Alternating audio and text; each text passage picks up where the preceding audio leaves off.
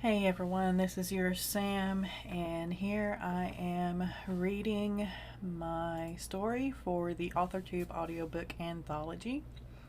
It was organized by Orla, and her link will be in the description below, along with the playlist of the other author tubers or creative tubers who have decided to participate in this.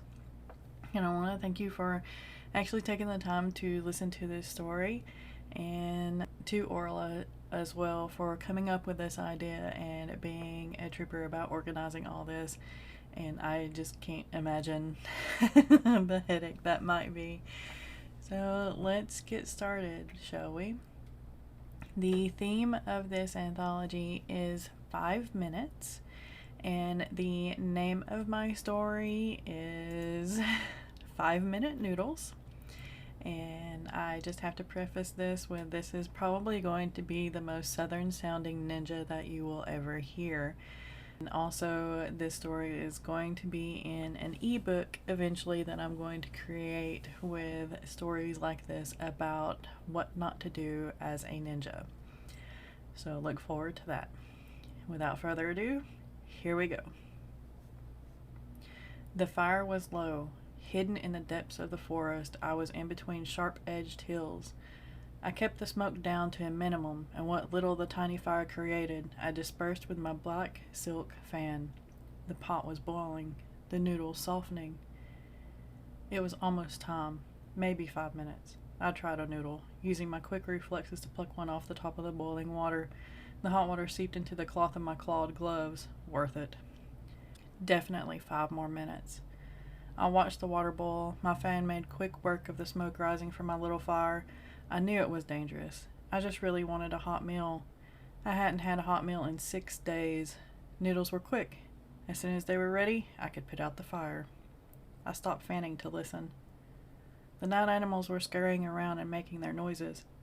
I didn't know what all the animals were. Who did? I knew a good portion of them were frogs, though. They were the ones I ran into the most.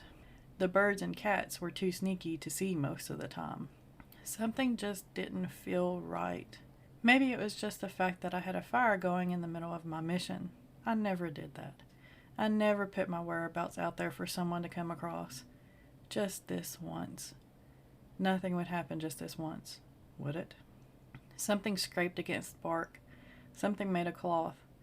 I strained my ears, resuming my fanning, but not as fervently as before. Feathers sounded like cloth against bark. Sometimes. Had to be a pretty big bird. Damn it. I shook my head at myself. I was just too paranoid. I only needed 4 more minutes. Tops. I felt it then. The slight itch on the back of my neck. Eyes. The hair on the back of my neck rose. The tingle of cold sweat started along my spine. I was being looked at. I made larger swoops with my fan so it wouldn't make as much noise. Not that it made that much to begin with, but every bit would help. 6 days. I'd been out here for 6 days and hadn't come across anyone. I was mostly just here to report when I did see someone. The enemy was on the move. We just weren't sure where they were on the move from. Now that I wanted a warm meal, someone came up on me. They were getting closer. The tingle at the base of my neck grew harder to ignore. I turned my head slightly, picking up a stick to put into the fire. I couldn't see anything but the trees all around me. The person was a ghost. Could be a wildcat. I did not want to share my meal with a feline predator. Would the noodles be garnished for me, or parts of my body garnished for the noodles? There they were, to my left, just out of my peripheral vision unless I turned my head toward them. They blended well with the shadows. They were trained. Perfect. Another ninja. Or a thief. I looked back down at my pot. Another 3 minutes. They would be nice and soft in just another 3 minutes. Would they hold off on attacking me that long? Doubtful. I didn't have that kind of luck. If I could save my noodles, I could surprise them with the boiling water. I still had my gloves on. While not heat retardant, I wouldn't boil my hand right off. I would have time to put it in my mug. Yes, plan. I had one. The shadow got closer to me, and I positioned my hands where it would only take me a few seconds to implement my plan. A few seconds is all I would need. Well, after another minute. I could deal with some spots on my noodles not being perfect, especially if it meant I could eat them. Cup in place? Yes. Blades at the ready for secondary attack? Always. Wait, how had they missed my traps? 2 minutes. Maybe, just maybe, I could have perfect noodles. The shadow moved ever closer. Maybe they were young. Maybe they had help missing my traps. Maybe my traps had caught one of those noisy frogs instead. Surely by now a highly trained ninja like me would notice that I'd noticed them. Or maybe I was that good at hiding my knowledge of them. Come to me slower, became my inner monologue. Just another minute. That's all I needed. 1 more minute. It wasn't going to happen. The ninja launched up into the air.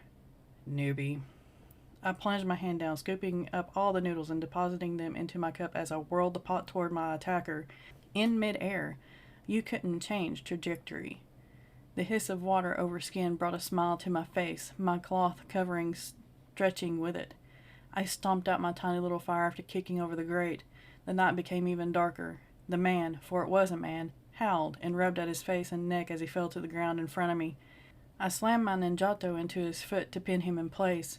One of my kunai was in my free hand, and I held the pot in the other. I wiggled the pot in his face. Want more burns? If not, tell me who you are and who you work with. He hissed a few colorful names for me. I whacked him with the pot. He slumped, and I tied him in place. Now, for the noodles. I set the signal, letting my superiors know I had one of the enemy as I slurped my meal from my cup. For security, that's all I can tell you. I wasn't any type of garnish that night.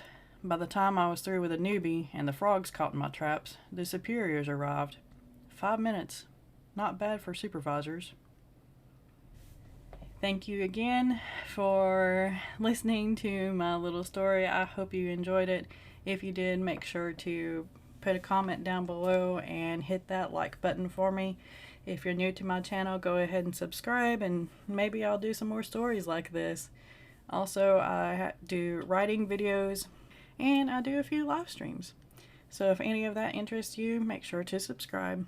Again, thank you for listening and have a great day.